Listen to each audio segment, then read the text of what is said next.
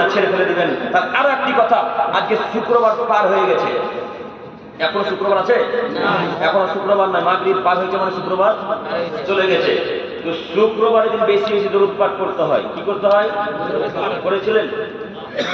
ছোট্ট একটা দরুদ মুখস্থ করেন, আল্লাহুম্মা সাল্লি ওয়া সাল্লিম আলা নাবিয়িনা মুহাম্মদ। মনে থাকবে না? যদি এটা মুখস্থ না থাকে, মনে না থাকে, সাল্লাল্লাহু আলাইহি ওয়াসাল্লাম মনে থাকবে, এই দরুদ পড়বেন। যদি এটা বলতে ভালো না লাগে তো দরুদ ইব্রাহিম বলবেন, মনে থাকবে না? যত দরুদ আছে সব বলেন, কিন্তু এই দরুদ বলবেন না, ইয়া নবী সালাম আলাইকা, ইয়া রাসূল সালাম আলাইকা, ইয়া হাবিব সালাম আলাইকা।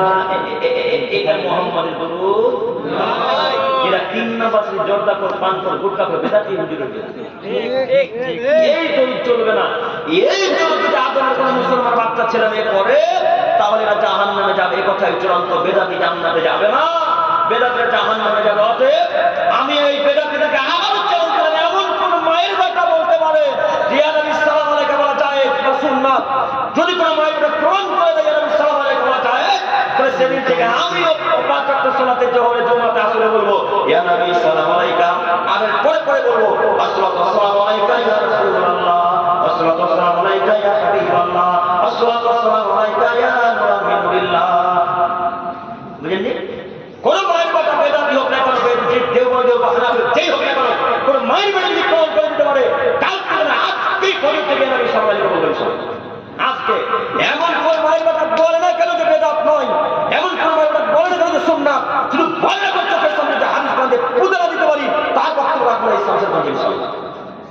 আর তাহলে না, কে বললো সুন্নাত, কে বলেছে সুন্নাত বেদাত নয়, কে বলেছে একেবারে বেদাত, স্পষ্ট বেদাত, রাসূল সাল্লাল্লাহু আলাইহি ওয়াসাল্লাম যেটা বাক্য নয় সেটা মান্যতা দেওয়া যাবে না। মুহাম্মদ সাল্লাল্লাহু আলাইহি ওয়াসাল্লাম বলছেন, মান আমিলা আমা লাইসা আলাইহি আমরুন ফাহুয়া, যে আমার কোনো আদেশ আছে আমার বাতিল, মান আহদাসা ফি আমরিনা হাদা লাইসা মিনহু ফাহুয়া, যে আমার কোনো নির্দেশ নেই, যে আমরা করি সেটা করে আমার উম্মতরা করে, তাহলে সে আমার বাতিল, সে আমার পরিত্যাজ্য, সে আমার বাতিল, সে আমার পরিত্যাজ্য, সে আমার বাতিল, সে আমার পরিত্যাজ্য, এই আমল গ্রহণযোগ্য নয়।